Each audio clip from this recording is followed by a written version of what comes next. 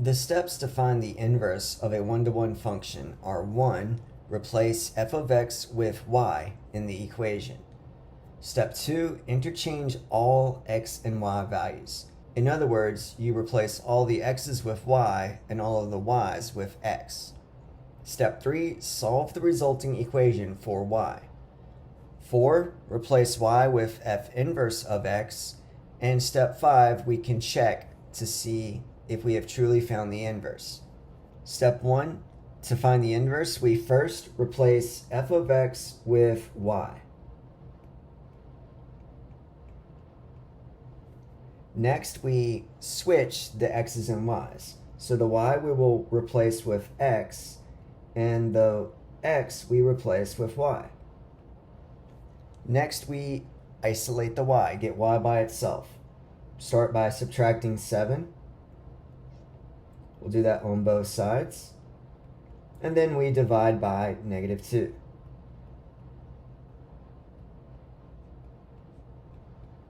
Once we've isolated the y, we can now call that f inverse of x.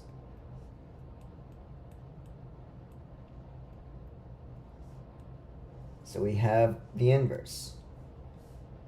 To check this, we can find f of f inverse.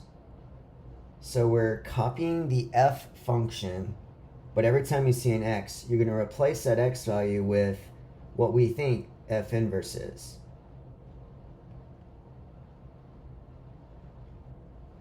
Now simplify.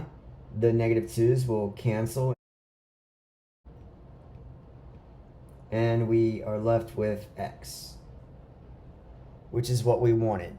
If we do f of f inverse or f inverse of f and the result is x, then we know that we have truly found the inverse.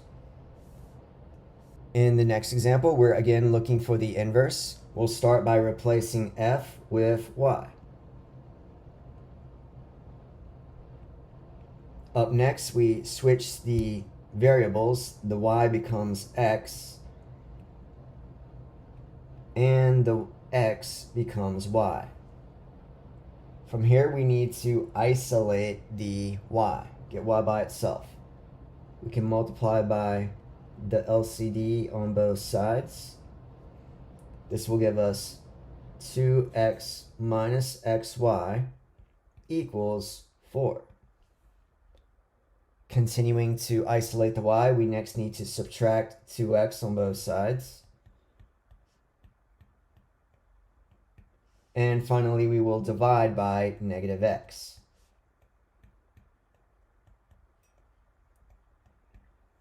Once we have y by itself, we have found f inverse.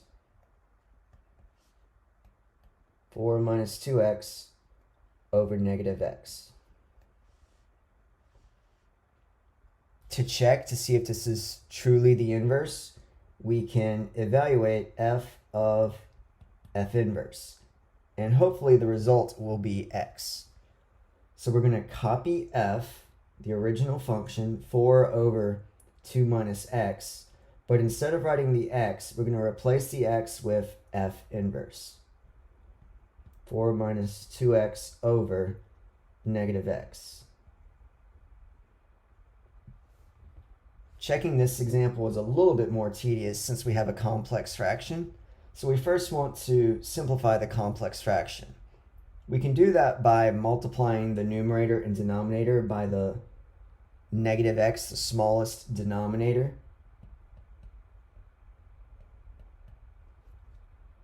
In the numerator, we get -4x, and in the denominator,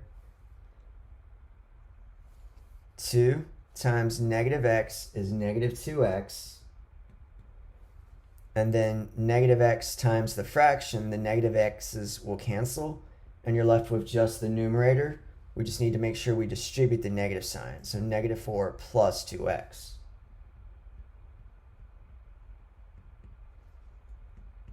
Continuing to simplify, in the denominator, the -2x plus 2x will add to 0, we have negative 4x over negative 4, which reduces to x.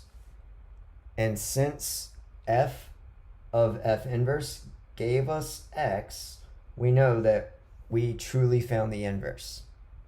To find the inverse of this function, we start by replacing f with y.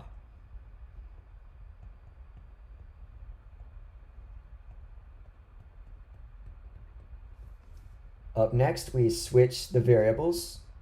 X's become y's and y's become x's.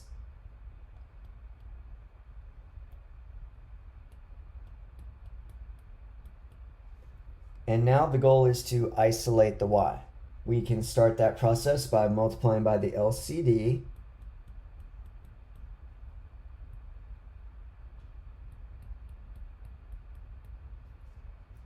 On the left, we distribute to get 5x plus 4xy.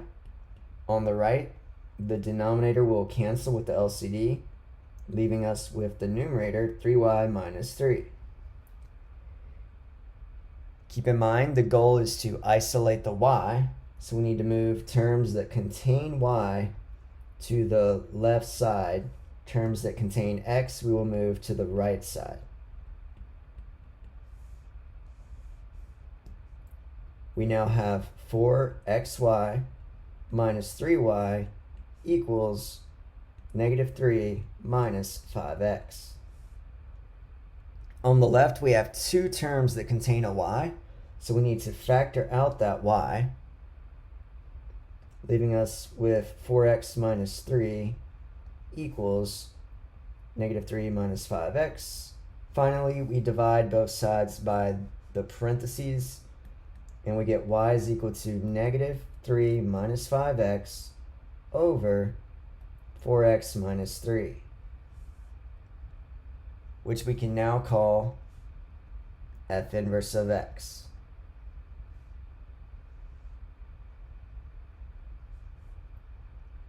To check this, we evaluate f of f inverse, and hopefully the result will be x. If we get x after evaluating, we know that the inverse is correct. So we're going to write out f, but we're going to replace the x's that are in the f function with f inverse.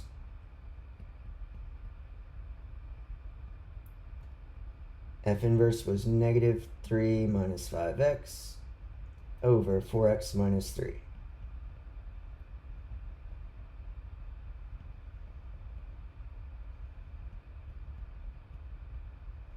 Since we have a complex fraction, we want to simplify that by multiplying by the smallest denominator, 4x minus 3, over itself. This process gets a little tedious. 4x minus 3 times this first fraction will cancel the denominator. You're left with just the numerator. So we have 3, and we need to distribute that with the numerator. We get negative 9 minus 15x. And then we need to distribute the 4x minus 3 with the negative 3. That will be negative 12x plus 9. In the denominator, the 4x minus 3 will get distributed with the 5, giving us 20x minus 15. And then the 4x minus 3 times this fraction will cancel the denominator, leaving us to just distribute the 4 to the numerator. That is negative 12 minus 20x. Continuing to simplify, notice the numerator, the 9's cancel, they add to 0, and then we get negative 27x divided by, in the denominator, the 20x's add to 0, and we're left with negative 27. Reducing that, we get x. And since f of f inverse resulted in x, we can say that the inverse we found is truly the inverse. Verifying the inverse can sometimes be more tedious than actually finding the inverse.